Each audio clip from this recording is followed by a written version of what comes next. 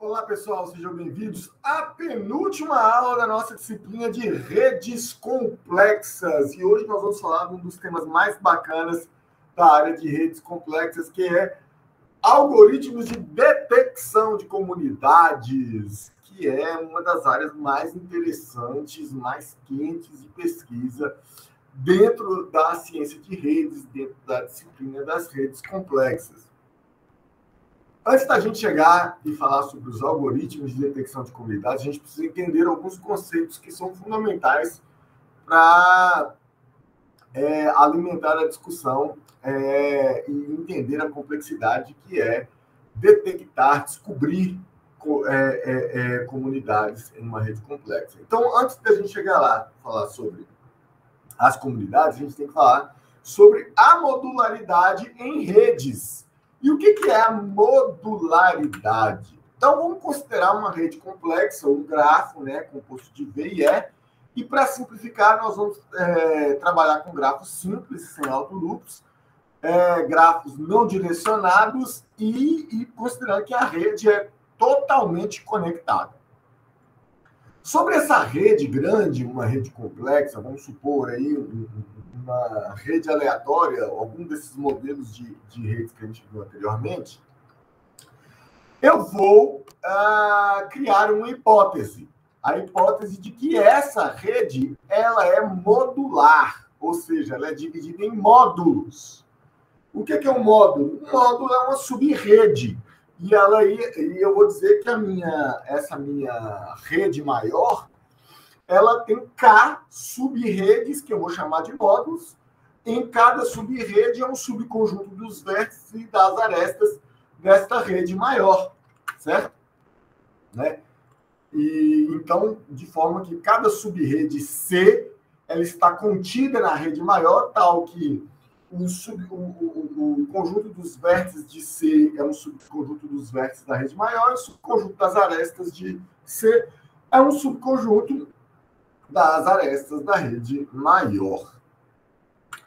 Bom, aí, cada sub-rede dessa C, ela é um grupamento que eu digo que ele é internamente denso e externamente esparso. O que isso quer dizer? Que ele é internamente denso e externamente esparso. Que ele tem alta conectividade interna. Então, veja bem, eu volto aqui e digo que cada sub-rede ela é um subgrafo do grafo. Ela é um subconjunto dos vértices e um subconjunto das arestas, certo? Então, eu quero fazer aqui agora, quando eu faço essa comparação da alta conectividade interna, eu quero comparar esta sub-rede com o grafo, com a rede completa, certo? E eu vou dizer que essa sub-rede ela tem muito mais conexões entre os vértices que pertencem a essa rede, e é por isso que eu chamo de alta conectividade interna, ela é densa internamente, e ela tem baixa conectividade externa, ou seja, há poucas arestas entre os vértices, dos vértices de dentro dessa sub-rede para os vértices de fora da sub-rede. Então, eu vou dizer que ela é externamente, ela é esparsa. Então, é isso que caracteriza um módulo, certo? Essa sub-rede, essa modularidade, essa divisão da rede maior em módulos, em sub-redes. Essas sub-redes, elas são muito densas internamente, com bastante conexão,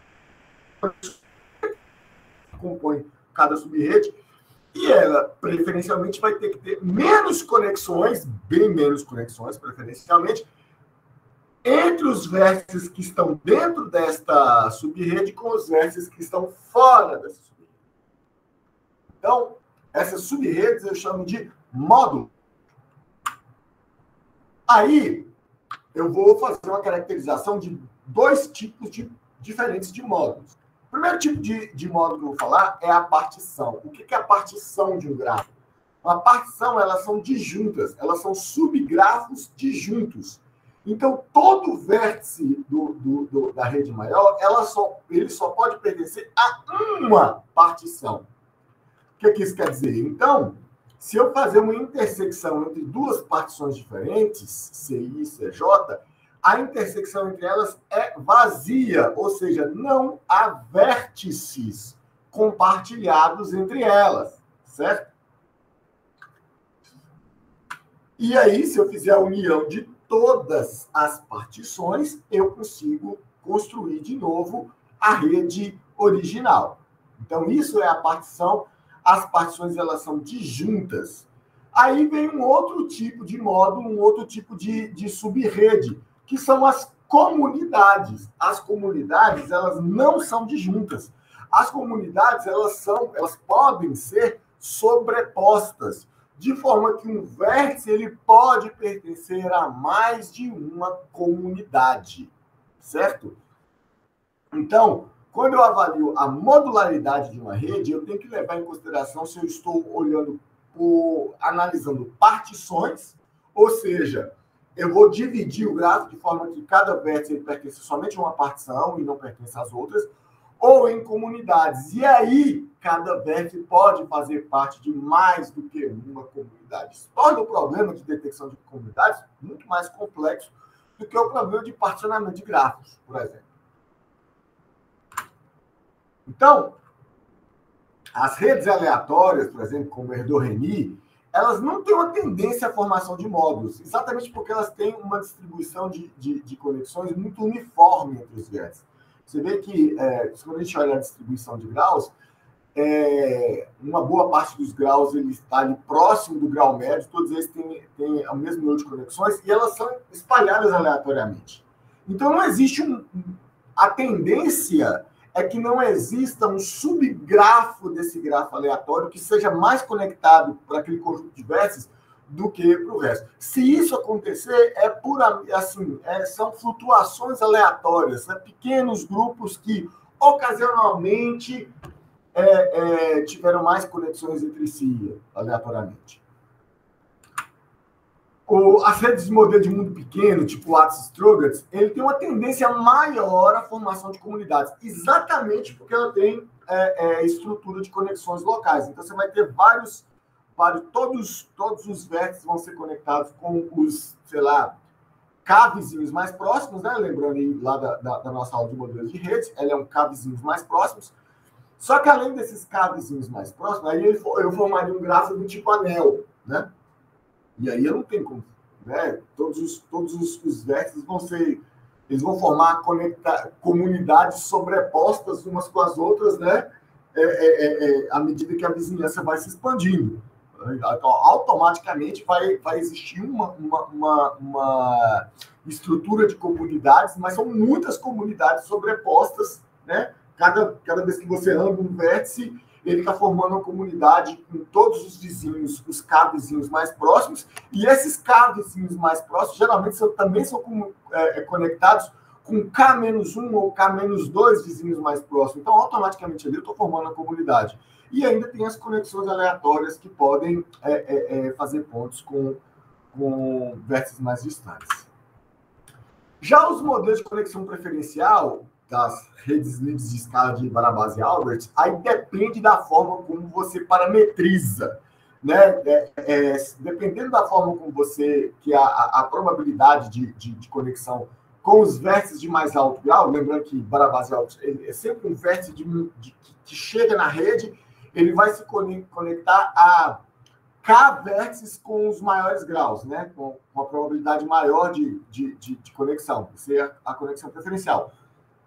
Aí, esses vértices que têm maior grau, eles tendem a formar comunidades dependendo da probabilidade de conexão e do número de conexões. Então, dependendo de como você organiza as probabilidades,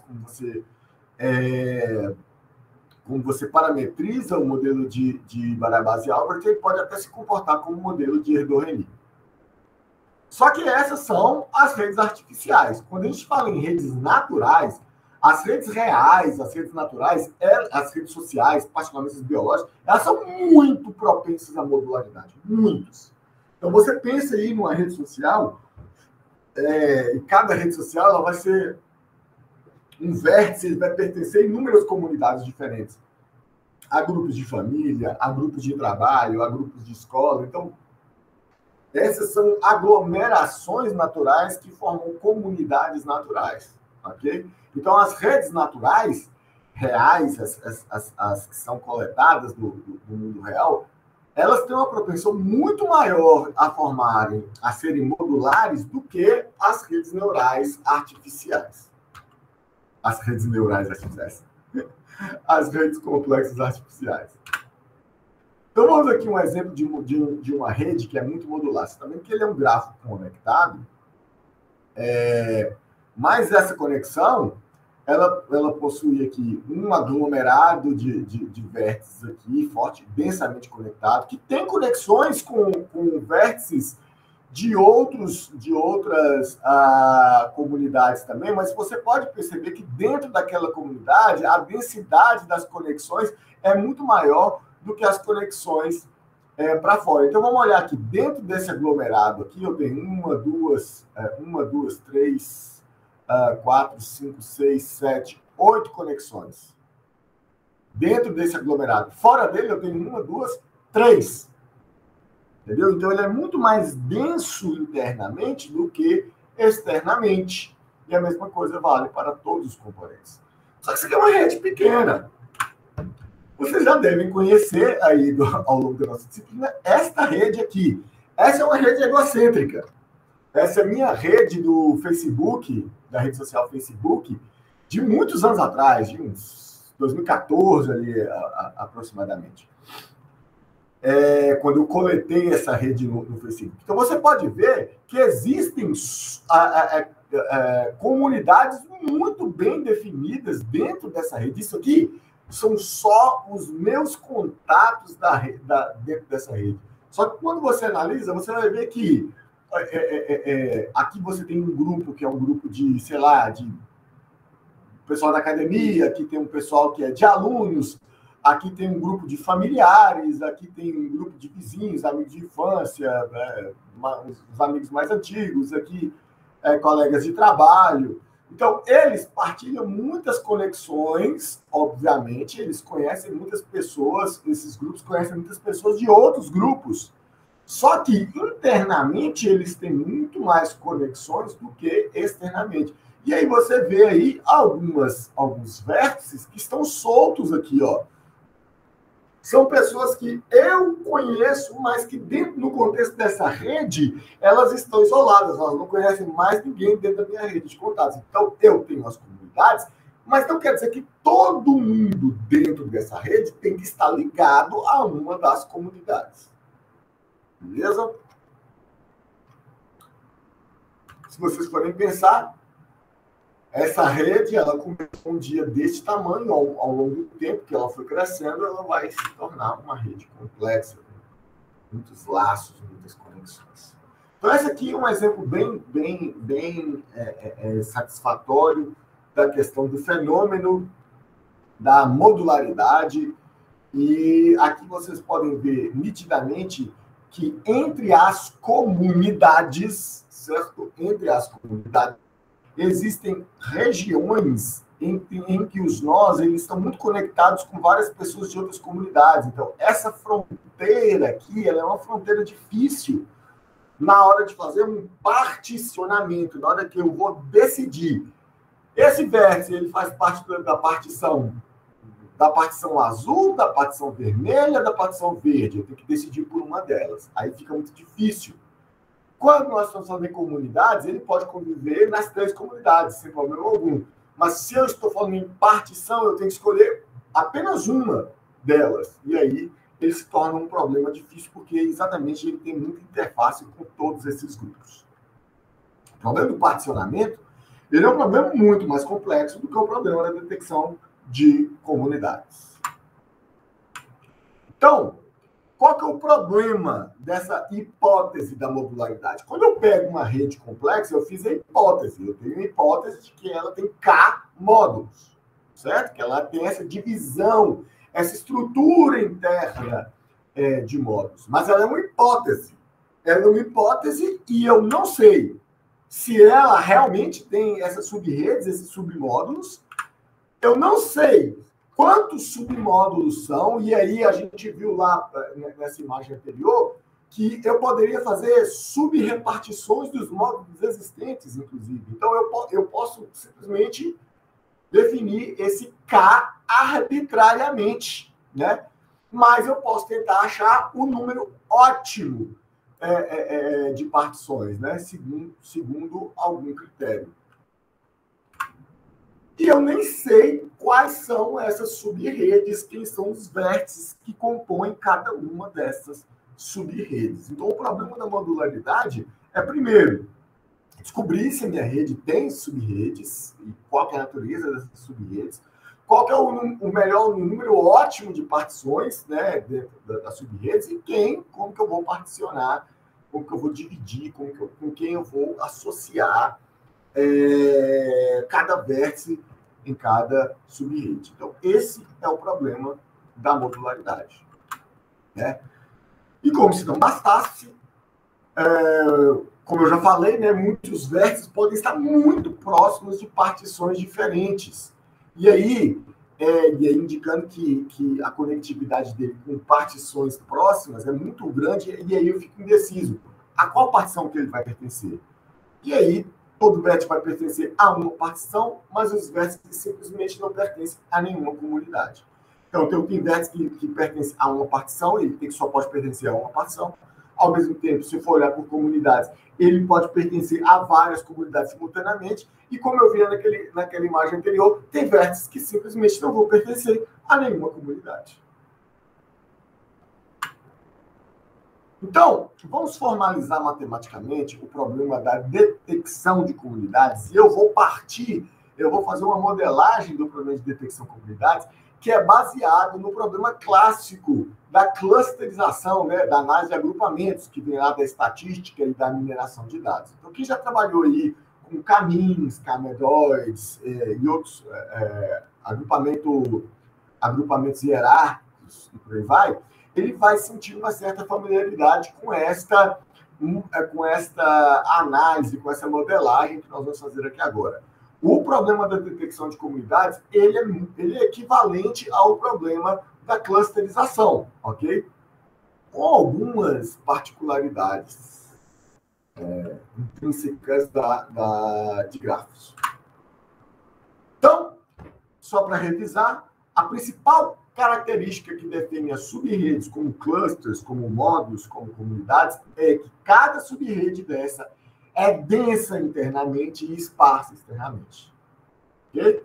Os vértices dentro da comunidade ou da partição, eles têm muito mais conexões ali dentro com os outros vértices do mesmo grupo do que externas com os vértices de outras sub-redes. Como é que eu vou modelar isso matematicamente? Veja bem. Eu vou fazer o seguinte, galera. Eu vou partir do meu grafo G, o grafo completo, a minha rede completa. E aí eu vou falar que cada comunidade CI, que ele tem um conjunto de vértices e um conjunto de arestas, seu número de vértices e seu número de arestas, são K sub-redes, todas elas estão contidas na rede maior. Para cada sub-rede dessa, eu vou pegar a sub-rede complementar. Não é exatamente um complemento, né? Uma subtração. Eu vou pegar o conjunto completo dos vértices e vou subtrair aqui vou subtrair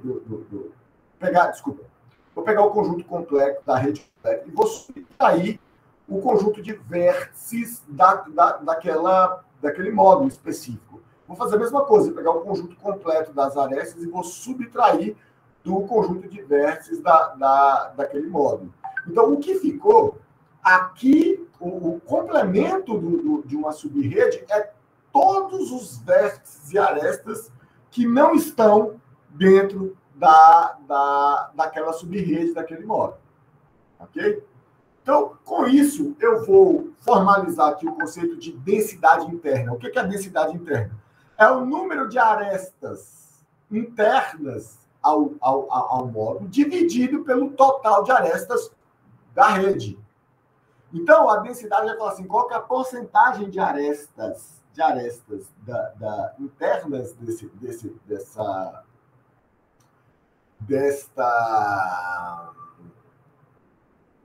se a gente for pegar um percentual, qual que é o percentual de arestas da rede completa que está dentro daquela comunidade, daquele módulo.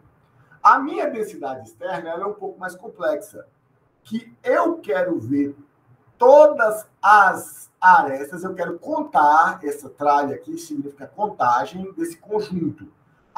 Esse conjunto aqui são todas as arestas de I para J, né, da rede total, tal que I pertence a uma das minhas sub-redes e o J é um vértice que pertence a outras sub-redes. Então, eu vou contar todas as arestas que estão ligando algum vértice do meu grupo para qualquer coisa fora do grupo, fora daquele módulo. E vou dividir isso pelo total de arestas. Então, ele vai falar qual que é a intensidade das conexões para fora desse grupo. Ok? A intensidade interna, eu poderia contar aqui, por exemplo, ela nem sempre vai ser um número muito fiel. Por quê? Porque as comunidades podem ser pequenas, né? E o número de arestas muito grandes. Aí ela vai dar uma porcentagem muito pequena. É até uma comparação complicada, uma vez que aqui eu vou favorecer exatamente comunidades que têm um volume expressivo de arestas dentro do contexto da rede toda. Porque se eu for pegar comunidades muito pequenas, essa densidade interna ela vai ficar muito menor do que a densidade externa, não porque as conexões internas são menos densas, é porque existe um número pequeno de conexões. Mas o ideal é que todas as arestas, todos os grupos, elas estão mais conexões dentro com as outras arestas daquele grupo do que em fora. Então, tecnicamente, sempre a densidade interna vai ter que ser maior do que a densidade externa. Agora, qual que é o número K de grupos, né, da rede G? E quais são as K sub-redes, né? E eu quero saber todos os vértices e as arestas, né, de cada uma das sub-redes. Então, a gente pode formalizar isso aqui matematicamente utilizando as métricas de densidade interna e de densidade externa. Quais são as K sub-redes? Então, aí, as K sub-redes é claramente um problema de otimização combinatória. Eu tenho que fazer todas as combinações possíveis de vértices e de arestas de forma que eu maximize a densidade interna e minimize a densidade externa. Então, eu vou procurar selecionar, nesse caso aqui eu estou fazendo uma partição, viu? Não estou nem criando comunidades, estou criando uma partição. De forma que, com os vértices que não pertencem a nenhuma outra comunidade, eu vou tentar organizar qual que é esse conjunto de vértices que tem um conjunto muito grande de conexões entre esses vértices e que tenha poucas conexões com outros conjuntos que não sejam essa partição. Então, a minha função de partição, ela tenta achar o conjunto de vértices que maximiza a densidade interna e o inverso da densidade externa. O que é o inverso da densidade externa? Eu estou minimizando a densidade externa e maximizando a densidade interna. Ok? E isso aqui, esse conjunto VI, ele está sujeito que ele tem que ser disjunto de todos os outros conjuntos que já estão lá, que já estão definidos, certo? Poxa, mas então eu tenho que definir os conjuntos? Sim, é um problema de otimização combinatória. Você vai testar várias combinações de conjuntos, né? E aí, automaticamente, você vai avaliar cada um desses conjuntos utilizando essas duas métricas aqui. Aquela configuração de conjuntos que maximiza essas métricas pode ser um particionamento ótimo. Mas e o K? Então, eu vou utilizar a partição para testar vários conjuntos de partições diferentes, de números de partições diferentes. E lembrando que para o mesmo número de partições podem ser gerados muitos particionamentos diferentes, mas aí eu vou escolher como é que eu escolho não só os particionamentos, mas o número de particionamentos. Eu vou escolher dentre todas as combinações possíveis, né? Elas são finitas, porque o grafo é finito, mas elas o número de combinações é muito grande. Mas entre todas as combinações possíveis vai existir um conjunto de combinações com K partições e cada partição lá com aquele conjunto de vértices e arestas que maximiza a densidade interna, a soma das densidades internas, enquanto minimiza a soma das densidades externas. Então, isso aqui, esses são os dois problemas de otimização. Nesse caso que nós estamos fazendo a partição para ficar mais simples, certo? Não é porque para ficar mais simples. O problema de partição ele é mais complexo do que o problema de detecção de comunidades. Como eu já falei, as comunidades podem ser sobrepostas e as partições não. No entanto, aqui eu consigo fazer uma definição mais exata, né? E mais estrita do problema. Tá aí é bom dizer que essa definição, que ela é uma definição primitiva do problema de detecção de comunidades e é baseado no problema de clusterização clássico. Primeiro, por que ela é uma abordagem primitiva? Porque a maioria dos algoritmos não utiliza densidade interna e densidade externa, utiliza uma métrica só chamada modularidade, que condensa essas duas noções. Beleza? Então, nós estamos falando de métricas, existem várias métricas para medir a qualidade do particionamento ou de uma comunidade. São as métricas de partição. Na verdade, nem posso dizer que são métricas de partição.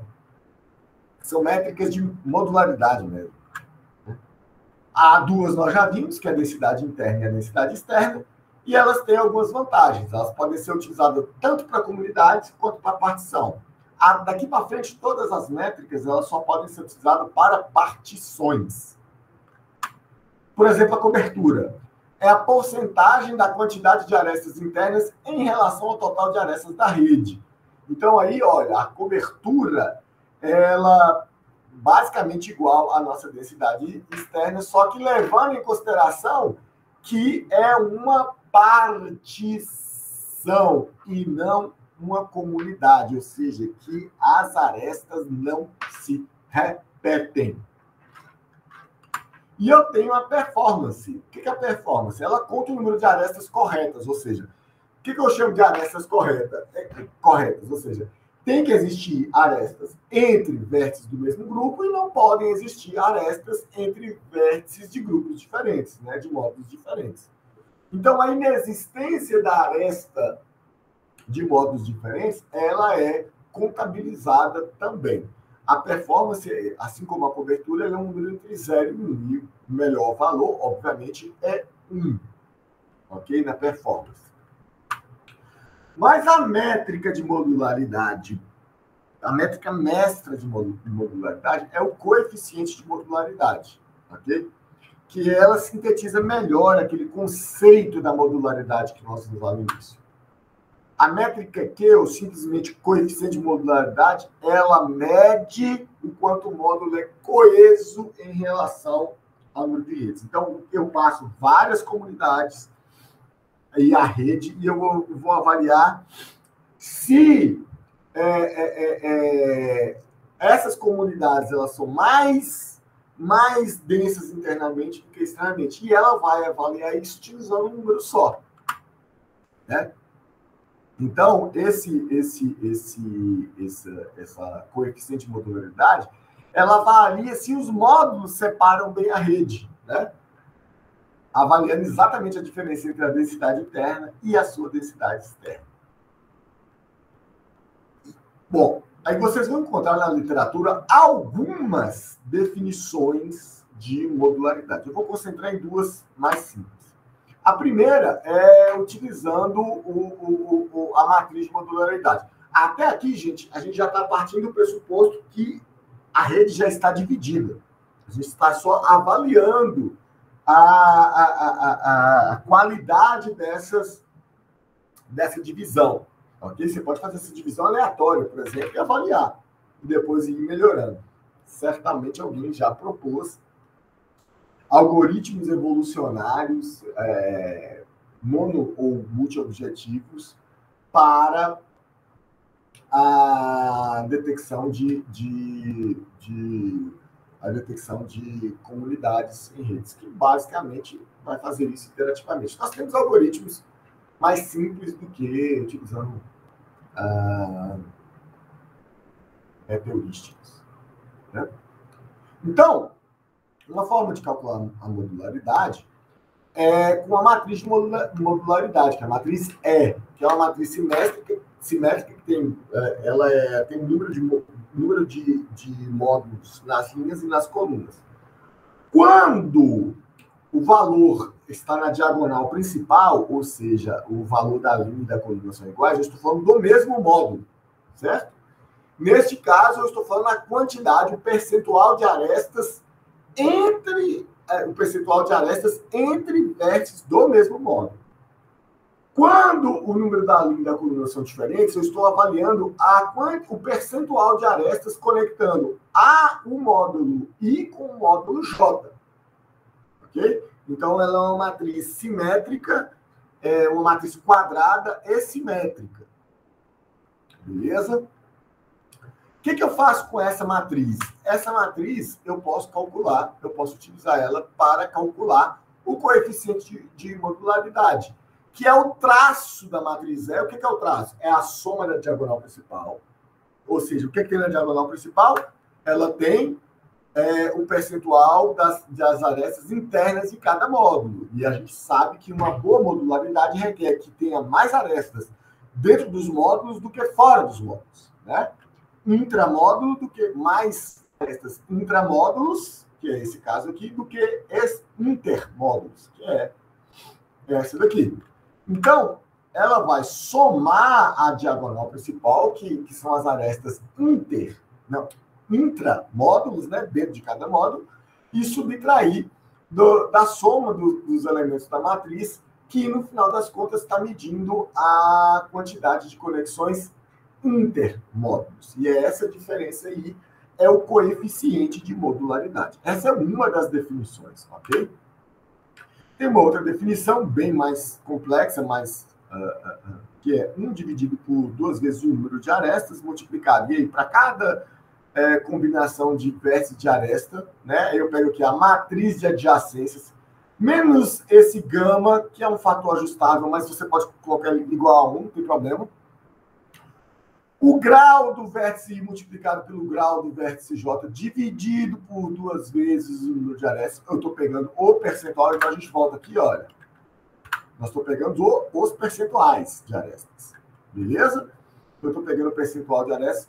E esse delta IJ aqui, ele vai ser 1 se o vértice I e o vértice J pertencem ao mesmo módulo, e vai ser 0 se eles pertencem a módulos diferentes. Ok? Então, eu também consigo chegar no valor do meu coeficiente de modularidade. O coeficiente de modularidade é um número entre menos meio e 1. Então, quanto mais o coeficiente tende para o valor menos meio, existe baixa presença de modularidade. O que isso quer dizer? Isso quer dizer que os módulos, não existe uma separação clara de módulos dentro daquela rede. Pelo menos não para os módulos que foram informados. Né? A modularidade, a separação contida nos módulos informados é muito baixa. À medida que o Q ele tende para o valor 1, ele tende para o valor positivo. Acima de positivo já indica alguma modularidade.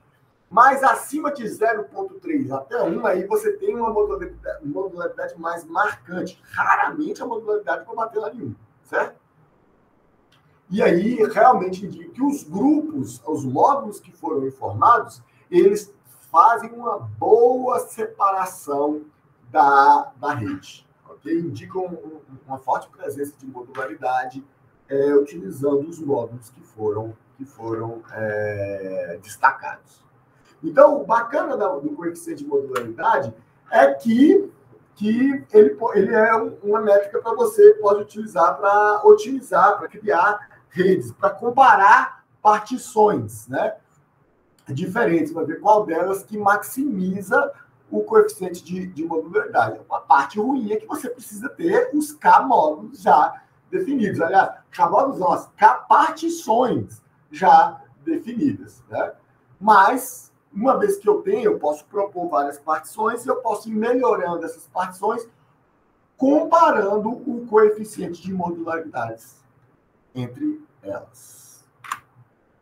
Agora, finalmente, nós vamos falar de algoritmos de detecção de comunidades. Senhores, nós vamos dar uma introdução muito superficial ao tema, porque essa é uma área enorme, gigantesca, antiga, que tem muitos algoritmos existentes e, incrivelmente, hoje em dia, continuam surgindo mais algoritmos cada vez mais eficientes e complexos para a detecção de comunidades. Então, a gente vai fazer uma introdução ao tema o suficiente para vocês conhecerem os algoritmos mais famosos.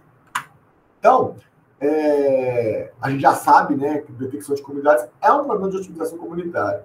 A gente já sabe que temos critérios para avaliar a qualidade das partições, que eu posso utilizar tanto a densidade interna quanto a densidade externa, ou eu posso utilizar o coeficiente de modularidade. Mas fica a pergunta, como é que eu posso particionar uma rede a fim de revelar quais são seus módulos e suas comunidades? Então, das inúmeras técnicas, nós vamos abordar 3 aqui hoje. A primeira vai ser a de K-cliques, depois uma abordagem divisiva e depois a abordagem aglomerativa. Para começar com os K-cliques. K-cliques a gente já viu, né, aqui anteriormente na nossa disciplina. Um K-clique, ele é uma subrede CI de uma rede maior que é completo e que contém K-vértices. Então, se eu falo um clique de tamanho 5, eu vou procurar um vértice que contenha um subconjunto de 5 vértices que seja completo. Né? Existe até variações que chamaram KN, né? E aí você não precisa ser que eles sejam completos. Você pode ter um clique parcial, como se fosse... Eu tenho 5 vértices, mas eles não precisam ter 4 arestas cada um deles. Se eu for falar assim, ó, K52 clique, o que é isso? Eu quero um clique que todos os vértices sejam conectados com pelo menos 2 outros vértices. Eu tenho K vértices conectados com pelo menos N outros vértices. Então, tem essa variação também. Ela é até mais flexível do que o K-clique, propriamente dito. Qual que é a estratégia? Encontrar os maiores K-cliques disjuntos de G para diferentes valores de K. E aí, cada um desses K-cliques eu vou chamar de comunidade. Né? Qual que é o problema? Muitos vértices vão ficar de fora, eles não vão entrar em nenhuma partição, ou melhor, em nenhuma comunidade, porque eles não vão atender esse critério aí do K-clique. Vamos dar uma olhada no código para a gente entender melhor. Para falar do código, pessoal, tem muita coisa para falar aqui hoje. A gente vai utilizar algumas coisinhas novas lá da biblioteca NetworkX. Está carregando aqui, só um minutinho. Beleza? Então, a primeira coisa que nós vamos fazer aqui é atualizar o nosso NetworkX. Beleza? Nós vamos atualizar o nosso NetworkX e vamos instalar o pacote GraphViz. GraphViz é porque ele tem layouts de visualização de grafos mais interessantes do que aqueles que vêm por padrão lá no NetworkX. Só que o Network X, ele conversa com o GraphViz. Então, eu posso utilizar os dois simultaneamente. Né? Através do Network X, eu chamo o GraphViz para ele fazer essas visualizações, certo? Então, aqui eu vou instalar tudo.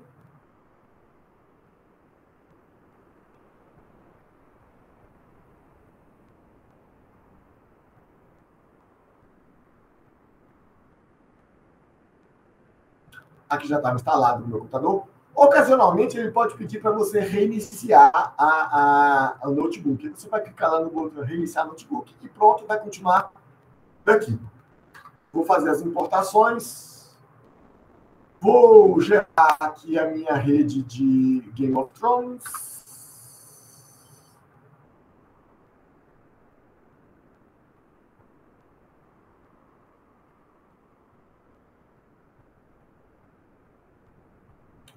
A minha rede de Erdoreni,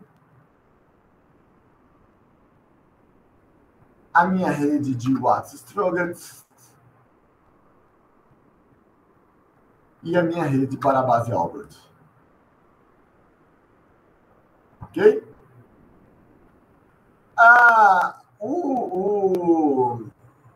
Vamos dar uma olhada aqui. Aqui eu estou definindo a densidade interna, que também você pode chamar de cobertura lá, né?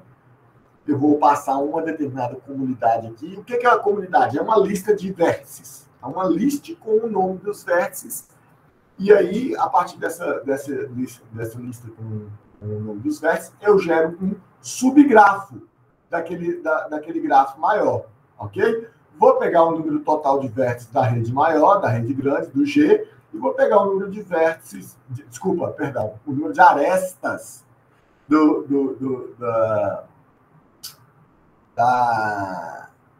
da rede total, e aqui só o número de arestas do módulo, e vou dividir um pelo outro, para dar a porcentagem de arestas que estão ali dentro daquela comunidade, e beleza. Aqui eu vou fazer a densidade externa. A densidade externa é um pouquinho mais complicado. Eu vou fazer um subgrafo da comunidade, né? Como eu fiz aqui anteriormente, pegar só o módulo, né? Aí eu vou fazer uma cópia do grafo geral. Lembra que eu falei do grafo complementar? Que na verdade não é o grafo complementar, porque o grafo complementar você inverte, né? Você cria as arestas que não existem. Esse que é o grafo complementar. A ideia do grafo complementar é se você pegar um grafo, mas o complemento dele é um grafo completo. Só que não é exatamente isso que eu quero fazer. Na verdade, não é o grafo complementar. É a diferença entre o grafo completo e a comunidade. Eu quero tirar do grafo completo todas as arestas que estão dentro da comunidade. É o que eu estou fazendo aqui. Eu faço o subgrafo da comunidade, que é o C, e com esse daqui eu vou passar por todas as arestas que estão na comunidade e remover lá no meu gráfico complementar. O que eu quero fazer agora? Somar todas as arestas que estão nesse grafo aqui, que não tem as arestas da minha comunidade, somar desse resto de grafo aqui, quantas arestas que se comunicam com alguém com algum vértice da minha comunidade e dividir isso pelo total de arestas da rede. Então, essa aqui é a densidade externa. Para avaliar uma comunidade, eu vou pegar tanto a densidade interna quanto a densidade externa, beleza? Para cada uma das comunidades, eu vou comparar esses números. Por que eu estou utilizando isso aqui e não estou utilizando, por exemplo, as métricas do Network X? O Network X, ele vai ter lá, ó. Esqueci de falar uma coisa muito importante aqui, gente. Perdão. Quando nós estamos importando aqui, agora nós não vamos importar só o Network X. Nós vamos importar um pacote Community dentro de NER. Então, o pacote Community contém todos os algoritmos e métricas de detecção de comunidades. Então, vamos lá. From Network X algorithms import Community. É aqui que estão todos os algoritmos e métricas do NetworkX para a parte de... para a detecção de comunidades. Então, voltando lá. Ele tem aqui a métrica community.coverage. Coverage. Você passa um gráfico e passa aqui a partição. Mas tem que ser uma partição, não é uma comunidade. E nem todos os algoritmos que a gente vai ver aqui geram partição. A mesma coisa, nós vamos ver community.modularity. Você passa o grafo e passa o conjunto das partições. Particões. Aí ele vai te dar a métrica da modularidade. Mas você tem que ter o conjunto das partições. Assim, performance também. Community.performance. G, o grafo e uma partição. Ok? Então, como nós não vamos trabalhar aqui com partições, nós vamos trabalhar com comunidades, eu vou avaliar as comunidades utilizando a sua densidade interna e a sua densidade externa, que nós definimos lá de início. Também gerei uma outra função aqui chamada draw. Esse draw aqui é diferente do NetworkX Draw, esse aqui foi um código que eu desenvolvi, só para desenhar as comunidades, desenhar o grafo, plotar o gráfico, colorindo os vértices que pertencem a cada comunidade. Não só os vértices, mas os vértices e as arestas. Então, eu tenho cores padrão vão ser as cores dos vértices, né? Desculpa, das comunidades, cores das comunidades, das arestas de cada comunidade. E aqui vão ser as cores, que deu um trabalho para fazer, para encontrar o nome dessas cores. Não, desculpa, aqui arestas dos vértices. Vértices de cada comunidade. Cores das arestas de cada comunidade. Bom, por fim, lembra que eu estava falando do GraphViz? Olha aqui, eu estou chamando o GraphViz Layout. Esse layout que nós vamos utilizar aqui chama... Tem vários layouts interessantes, se vocês procurarem aqui, GraphViz. Layout. Olhada aqui no GraphViz, layout. Layout Engine é melhor. Layout Engine. Layout Engine, isso aqui. Você vai ver que tem o DOT, o Neato, o 2P, Circo, esse FDP que a gente está utilizando aqui, que é o Force Directed Placement. A gente pode até utilizar o FDP e depois utilizar esse Neato aqui, que também é bastante bacana.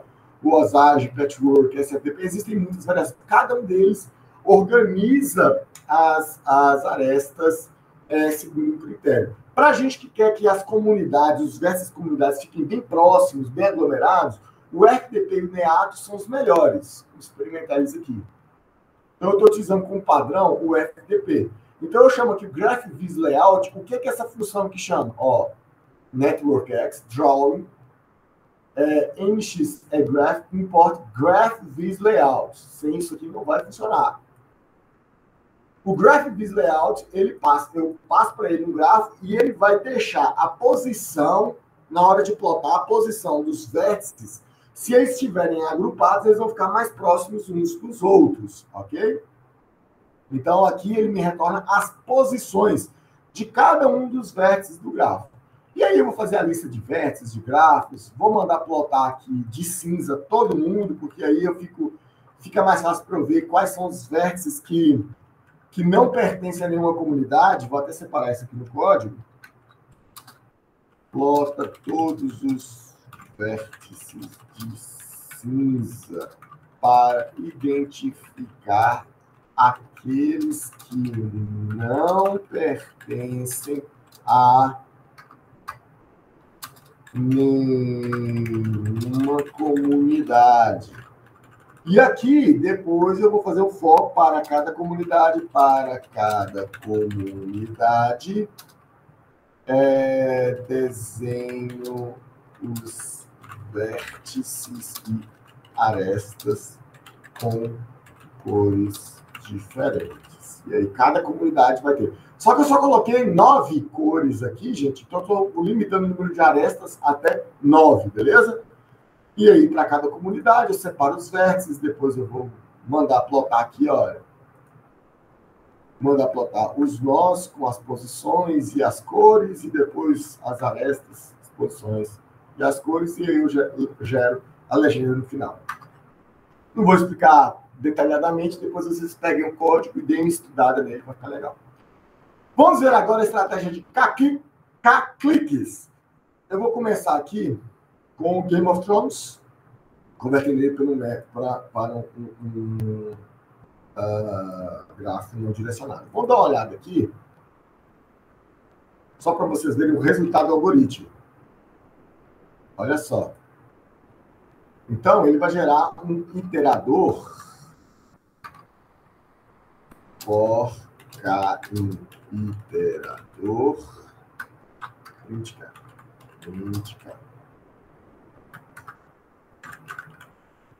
Só para vocês verem o que o algoritmo vai... Opa, G não. É Game of Thrones. Ah, tá.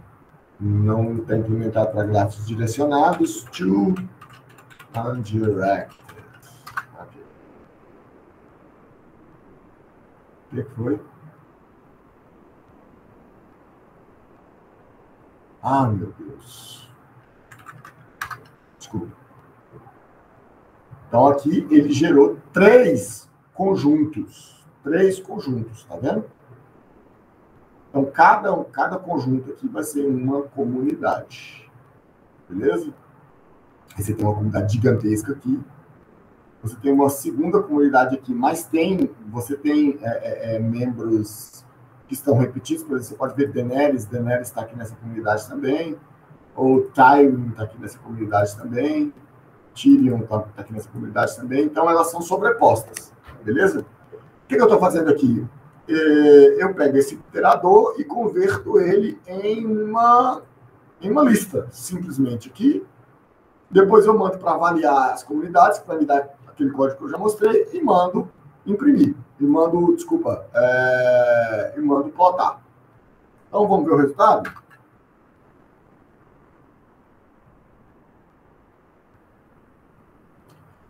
Olha só, para a rede de Game of Thrones, eu tenho um monte de vértices aqui que não ficaram dentro de nenhuma das comunidades de K-clique, com um K igual a 5, certo?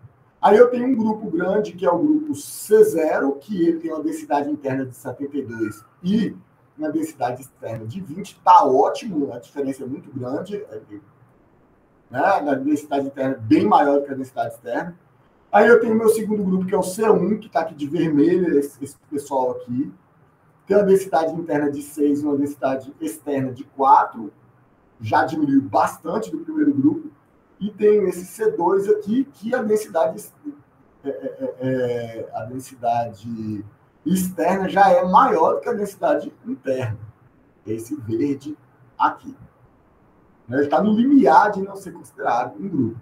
Qual é o problema do K-cliques? Olha, a quantidade de vértices que ficaram do lado de fora.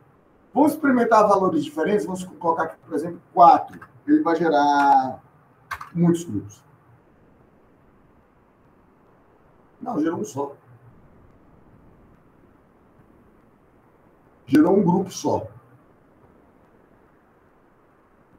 Né? Não conseguiu gerar nem mais do que uma comunidade. Vamos ver, será que o 6 vai retornar alguma coisa? Ficar igual a 6. 4 grupos. E aí eu tenho o amarelinho, que é o C4, que tem uma diferença muito grande da densidade interna para a densidade externa. Eu tenho o C0, que é esse grupozinho menor aqui. Tá a densidade externa dele é até maior. Né? A mesma coisa aqui para o C1, que é o vermelho, muito pequeno o grupo. Então, vocês vão ver que esse algoritmo de detecção de comunidades aqui, ele não é lá tão eficiente, apesar de que ele revela alguma estrutura interna. Vamos dar uma olhada nos outros grupos. Por exemplo, aqui no gráfico, na rede aleatória simples.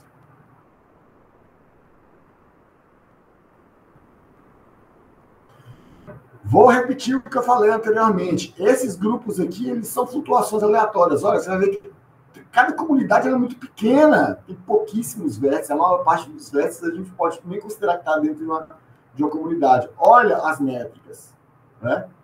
A densidade interna é muito menor que a densidade externa. Então, assim, não posso considerar que há modularidade aqui nessa rede, né? Puramente aleatório. Deixa eu aumentar aqui para ver se uns 5 eu acho algum grupo. Não cai igual assim. Ninguém, grupo vazio. Nenhuma comunidade. Uns 6. Mesma coisa.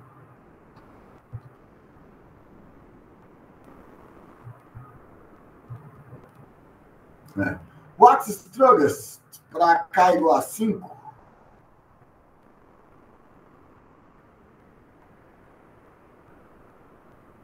Aqui nós vamos ter algumas coisinhas um pouquinho melhores do que o gráfico puramente aleatório. Mas ainda assim, olha como que é a diferença de uma rede, abre aspas, real, né, numa rede social, para uma rede puramente aleatória. Né? A clusterização em redes reais, né, mesmo aquela que é uma ficcional, mas ela é uma rede social, ela é bem mais patente. Por fim, aqui, Barabás e Albert não foge muito dos anteriores, não. Você tem até um grupo maior, que é o C0, que tem a densidade interna de 51 e a densidade externa de 38, né? Os outros grupos aí, bem meio que no aleatório mesmo. Qual que é o problema de a gente utilizar K-cliques para detecção de algoritmos? Então, diferente dos K-cliques, que os graus eles são homogêneos, comunidades, particularmente em redes sociais reais, elas têm graus muito heterogêneos, né? Dentro de uma comunidade você vai ter vértices mais centrais e vértices mais periféricos, né? Elas são um microcosmo de uma rede real.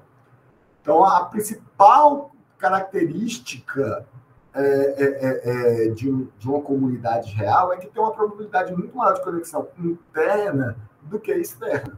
Mas elas não têm essa questão homogênea dos graus que vai ter nos K-cliques. Então, o K-clique ele é uma estratégia inicial, mas não é a melhor estratégia para a detecção de comunidades. Existem duas estratégias muito interessantes. A primeira é a abordagem aglomerativa. E aí eu separo a rede toda, pego os vértices individualmente e vou agrupando eles em sub-redes, ou seja, vou adicionando as arestas do grafo, né, até a rede ficar completa. No meio desse caminho, eu vou vendo como que está a modularidade. Aí, quando eu percebo que a modularidade vai chegar num ponto que a modularidade vai atingir o pico, né, uma maior modularidade, daí para frente eu vou continuar adicionando as arestas, só que a modularidade vai descer. Quando eu volto naquele momento onde foi a maior modularidade, ali está a separação a melhor separação de comunidades. A abordagem divisiva, ela faz o contrário. Ela parte da rede inteira, cheia, e vai retirando as arestas, né? As arestas mais importantes, né? As arestas pontas, as arestas com maior centralidade de intermediação, na intenção de dividir a rede, né? E aí os componentes que vão ficando são as comunidades. Então, a abordagem aglomerativa é uma abordagem de baixo para cima. Ela começa com tudo desconectado e vai reconstruindo o gráfico. E a abordagem divisiva é uma abordagem de cima para baixo. Ela começa com o gráfico cheio e vai separando o gráfico. Nós vamos começar pela abordagem divisiva, né? Que a abordagem divisiva é acrescentar ou remover arestas. Não, na verdade, nem abordagem divisiva. As duas abordagens, elas trabalham com acrescentando ou removendo arestas. Só que cada uma delas tem um critério diferente. A abordagem divisiva, ela calcula a centralidade de intermediação betweenness de cada aresta. E aí, quanto for maior o betweenness, mais aquela aresta é utilizada como ponte entre os grupos. Se todas as arestas têm basicamente a mesma centralidade de intermediação, significa que o grupo, que é aquele grafo, ele não é muito modular, certo? Mas quando tem arestas que têm uma centralidade de intermediação muito maior que as demais, significa que aquela aresta está conectando dois cores, né? Dois núcleos, né? E quando eu tiro aquela aresta dali, eu provavelmente vou isolar essas duas comunidades. Então, essa é a primeira estratégia. A segunda estratégia é quando eu estou aglomerando, eu estou unindo, acrescentando as arestas para formar pequenos módulos, e eu vou avaliando aquela métrica de modularidade. Olha, com esse K módulos que eu tenho aqui, e os módulos são esses, qual que é a minha modularidade da rede? E aí eu vou aglomerando até que eu atinja a maior modularidade, e aí eu vou parar. Essa é a estratégia divisiva. Então, como eu falei, na estratégia divisiva, as arestas são removidas da maior betweenness, né, da maior intermediação, centralidade de intermediação, para a menor. Então, como eu vou tirando as arestas de maior betweenness, eu vou desconectando essas comunidades, né? A cada remoção, eu tenho que avaliar, eu tenho que recalcular qual é a próxima aresta que tem a maior, do que ficou, né, do gráfico, né, qual é a próxima aresta que tem a maior centralidade de intermediação. Então, toda vez que eu tiro uma aresta, eu tenho uma nova aresta que ainda vai ser utilizada para conectar dois grupos. Eu vou tirando essas arestas até que eu isolo os grupos. Obviamente, eu vou verificar se aumentou o número de componentes, né, desconexas da rede e verificar a modularidade da rede total. Então, olha só, essa aqui é a minha rede completa. Ela tem uma única componente, certo? Qual que é a aresta que tem a maior centralidade de intermediação? É esta, eu vou removê-la. Depois, é essa, eu vou removê-la. Depois, é esta, eu vou removê-la. Depois é esta. Opa, aumentei o número de componentes. Significa que eu já isolei uma comunidade. Uma comunidade já está aqui isolada, certo? Agora, qual que é a aresta que tem a maior centralidade de intermediação? Esta, vermelha. Eu vou remover. Opa, aumentei o número de componentes. Agora, a próxima aresta é essa daqui, que tem a maior centralidade de intermediação, que eu removo. Agora, eu já tenho 4 componentes. Vocês podem perceber que, daqui para frente, as arestas dentro desses componentes, elas vão ter uma centralidade de intermediação muito parecida, muito pequena.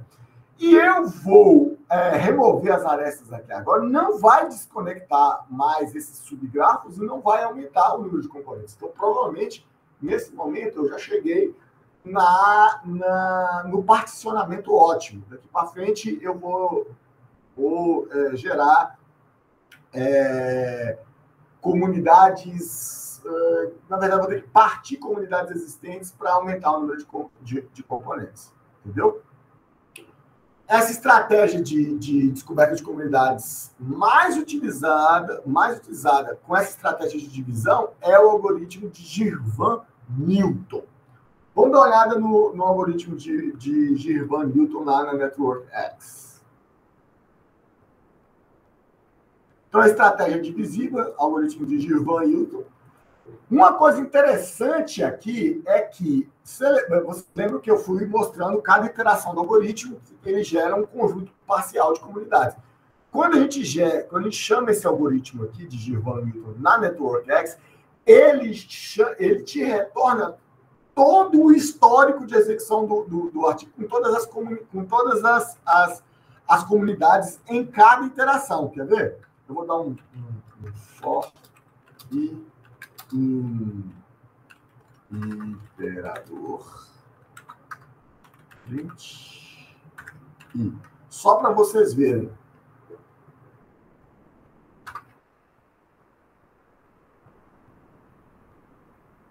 Olha, tá vendo? Ele está executando o algoritmo e está me retornando todas as comunidades no decorrer da execução do algoritmo. Beleza? Então, cada linha dessa aqui é uma divisão em comunidades em um estágio do algoritmo. Então, quando a gente gera aqui, a gente vai pegar, por exemplo, as duas primeiras iterações só para ver alguns particionamentos que ela fez. Então, aqui eu estou convertendo para o gráfico não direcionado. Vou pegar a primeira iteração, provavelmente vai ter duas comunidades, vou avaliar essas comunidades e vou plotar elas. Olha só. Isso aqui da Game of Thrones. Então, a primeira iteração do algoritmo dividiu a rede em duas comunidades, sendo que a primeira comunidade ela tem densidade interna de 88% e densidade externa de 0,2%, absurdamente conexa. E tem essa segunda comunidade, que é a vermelhinha aqui, que é a C1, que tem densidade interna de 0,8 e densidade externa de 0,2. Realmente é uma comunidade bem conectada internamente, bem mais densa internamente do que externamente. Então, ela fez uma boa, já de cara uma boa. Mas vamos ver na próxima iteração como que ela fez a divisão, baseado nessa divisão aí. Então, senhores, agora, nessa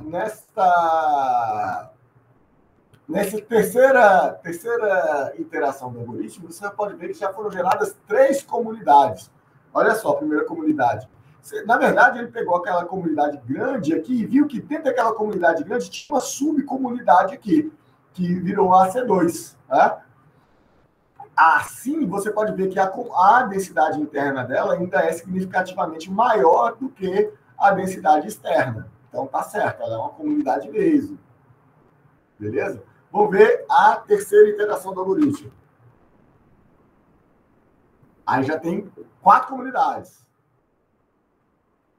Agora, o C3, que foi o amarelinho que acrescentou aqui, ele já começa a ser marginalmente, ó, você vê, a densidade interna dele já é menor do que a densidade externa. Então, já começa, a qualidade do particionamento já começa a diminuir. Beleza?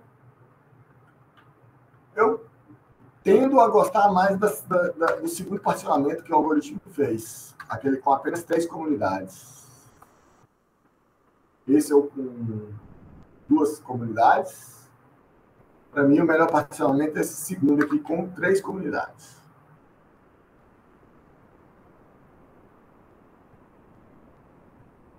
Então, para mim, utilizando o Girvan Newton, estratégia divisiva,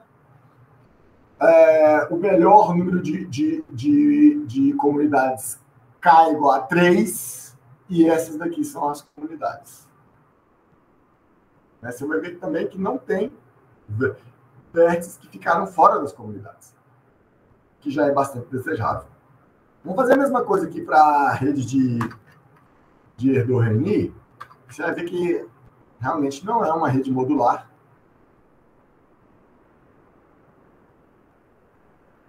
A rede nada modular. O grupo que ele encontrou é um vértice só. Tá? 2 grupos, sendo que um é 90% da rede e o outro é um vértice só. Nós não podemos nem considerar que isso aqui é uma divisão de comunidades. Né? Se eu pegar a segunda iteração do algoritmo, as comunidades são puramente de um vértice só. Então, não é uma rede modular. Claramente, ela não tem estrutura modular. Vamos pegar lá o Watts-Strogatz. Não vai ser muito diferente isso, mas vai ser um pouquinho melhor. O Watts-Strogatz é um pouquinho mais modular, exatamente como eu comentei no início, pela estrutura de vizinhos mais próximos. Ela vai ter uma sub-rede, um conjunto de sub-redes aqui, em que você vai ver que esses vizinhos, todos conectados entre si, apesar de que eles ficaram aqui muito espalhados. Por que eles ficaram espalhados? O layout não tinha que deixar eles todos juntos. Você tem que ver que eles também são conectados com todos os outros aqui. Né? Só que entre eles há mais conexão e assim, a diferença. Olha, ó, a densidade externa é maior do que a densidade interna. Né? Mas ainda assim eles estão bem coesos entre si. É uma divisão bem marginal, assim, bem sutil, mas é uma divisão válida. Eu não posso dizer a mesma coisa aqui do Erdőr-Rényi. Isso aqui é a flutuação aleatória, nada mais que isso. Aqui tem 2 comunidades, as duas com a mesma característica, né? Você pode pegar a C1 aqui, que é a C1 é a vermelha, ela ainda tem uma densidade interna maior do que a segunda, que é a verde, e as duas têm a densidade externa maior, né? Só o azul, que é o componente que é a comunidade maior, que tem realmente uma diferença expressiva da densidade interna para a densidade externa. Quando a gente vai em Barabás e Albert, o Barabás, essa versão de Barabás e Albert aqui nem está tão diferente do GNP, não. Ou será que está? Não, técnica não. Mesma coisa lá, ó. Uma componente principal com quase todo mundo e um vértice aqui, que é uma flutuação aleatória lá. Se eu pegar a segundo particionamento, vai ser bem igualzinho a GNP também. Mesma coisa. Mesma coisa.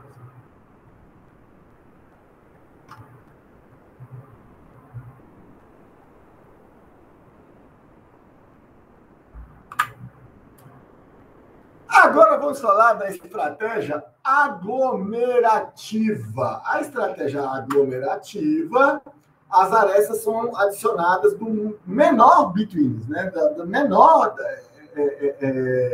intermediação para a maior, né? Por que eu quero o menor between? As arestas que têm a menor centralidade de intermediação são aquelas que estão dentro das comunidades, né? Que elas conectam o tráfego local ali mesmo, certo? Então, se eu vou adicionando esse monte de arestas de baixa intermediação, eu vou conectar os grupos primeiro e, por último, são as arestas... essas são as arestas intragrupos, né? Ou seja, que estão dentro dos grupos, e as de maior intermediação são as que estão intergrupos, né? Só que, na verdade, não é essa a grande lógica. A lógica mesmo é verificar o aumento da modularidade. Eu vou agregando os vértices enquanto houver aumento da modularidade e paro quando a modularidade começar a cair. Então, eu começo com os vértices todos separados, aí eu tenho 20 componentes, eu tenho 20 módulos, e aí eu vou adicionando aquele monte de arestas de baixa intermediação, né? Então, você vai ver que os grupos já estão conexos. Quantos componentes? 4. Se eu continuar adicionando arestas aqui, eu vou terminar de consolidar os componentes, aí eu chego no ponto que eu maximizei a modularidade. A partir do momento que eu continuo aqui, né, a partir dessas 4 componentes, eu vou acrescentando as outras, até chegar na componente 1, eu só vou diminuir a modularidade. O pico da modularidade foi esse momento aqui. Então, é assim que funcionam, em via de regra, os algoritmos aglomerativos. E eu estou falando do mais conhecido, que é o algoritmo de Louvain, né? Que foi proposto por Blondel, Guilherme, Lambiot e Febre. Então, o que é o Louvain? Louvain é a universidade de onde vieram todos esses caras. Então, ele ficou conhecido como algoritmo de Louvain, porque era a galera que trabalhava, que propôs esse algoritmo, que todo mundo trabalhava na mesma universidade. Okay? Vamos dar uma olhada no algoritmo de Louvain, que é o algoritmo da estratégia aglomerativa. O algoritmo de Louvain, ele gera um dicionário, né? Vou mostrar aqui para vocês. Olha aqui. Só para vocês entenderem. Vou gerar aqui do Game of Thrones.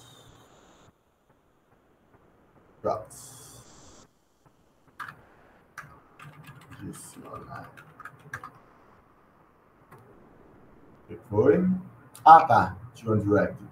Sempre me esqueço. To undirected. Vamos lá. Olha aí, ele vai passar para cada aresta, ele vai falar qual comunidade, né, esta aresta pertence, certo? Tá aqui a listagem. Então, eu vou transformar esse dicionário aqui. Deixa eu limpar isso aqui.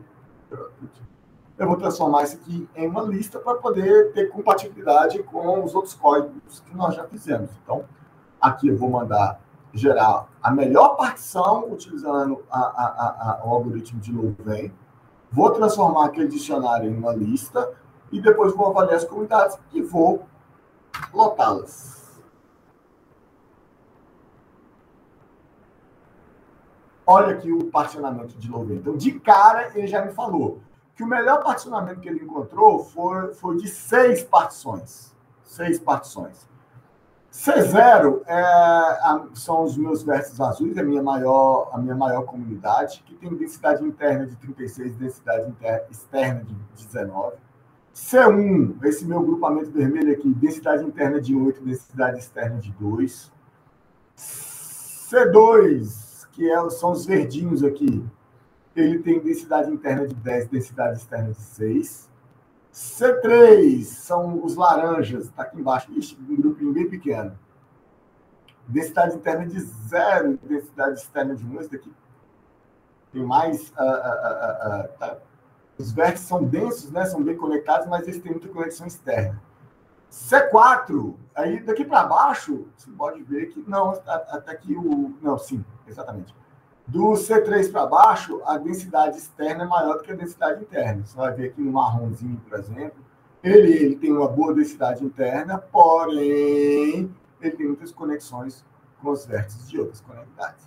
Então, se porventura, lá no Game of Thrones, utilizando o algoritmo de Geer Van Newton, eu achei a melhor particionamento com 3, o algoritmo de Louvain, ele está me afirmando que o melhor particionamento que ele encontrou é esse aqui, com 6, né? 6 comunidades. Vamos fazer a mesma coisa aqui para o Erdogeni. Particionamento puramente aleatório. Aí vai encontrar 6 também? 6. Só que, olha as métricas aqui. Até encontro umas métricas interessantes. Zero... Não encontro não. Estou viajando. Olha. As métricas são todas péssimas. Você vê que a densidade externa vai ser sempre maior que a densidade interna. Então, são comunidades que não são comunidades, uma divisão aleatória, né? Mas é a divisão que é aleatória que maximizou a modularidade. Watts Struggles, aí já é outra história. O Watts Struggles, ele vai ser muito mais eficiente para encontrar as comunidades baseadas nas vizinhanças do que foi aqui o algoritmo. Essa aqui, olha, o Watts Struggles. Isso aqui não é o Watts Struggles, não. Eu executei o Geer Van Newton aqui para a rede errada, desculpa. O Watts Struggles. Watts Struggles.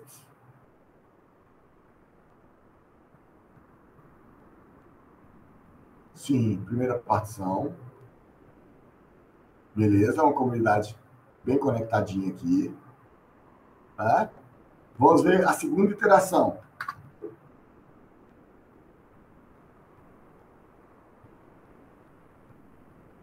As métricas estão razoáveis.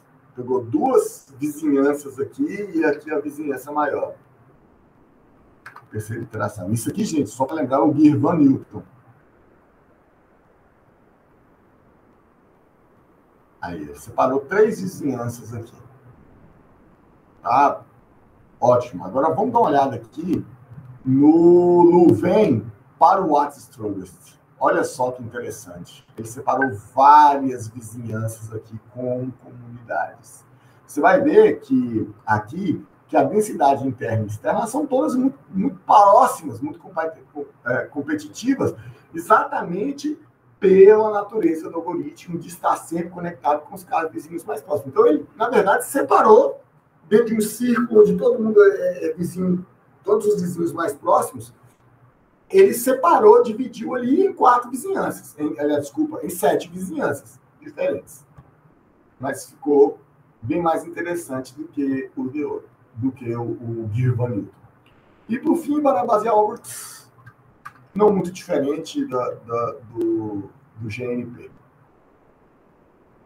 É uma divisão aqui com com as métricas bem ruins, a densidade externa é geralmente maior que a densidade interna, você vai ver, então, que é bem aleatório mesmo.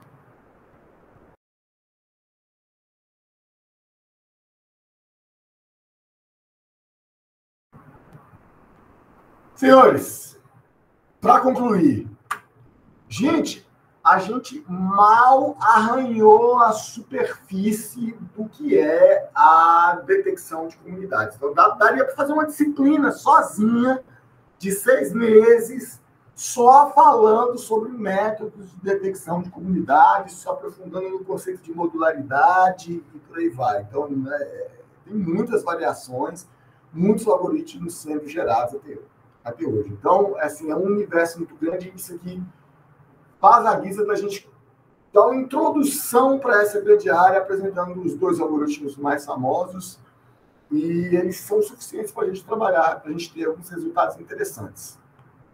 Para quem quiser se aprofundar, eu recomendo esse texto, que já é um texto antigo, de 2010.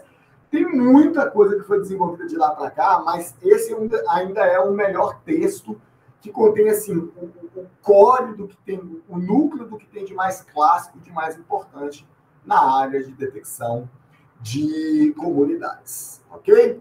Então, pessoal, na nossa próxima aula, que é a última aula da disciplina, nós vamos ver alguns outros fenômenos de redes complexas, como fenômenos de difusão, percolação, mudança de fase, entre outras coisas, que são interessantes na modelagem de uma série de problemas, e aí a gente vai fechar a nossa disciplina, ok? Vejo vocês até lá, estamos quase acabando, espero que vocês estejam gostando. Até mais, pessoal!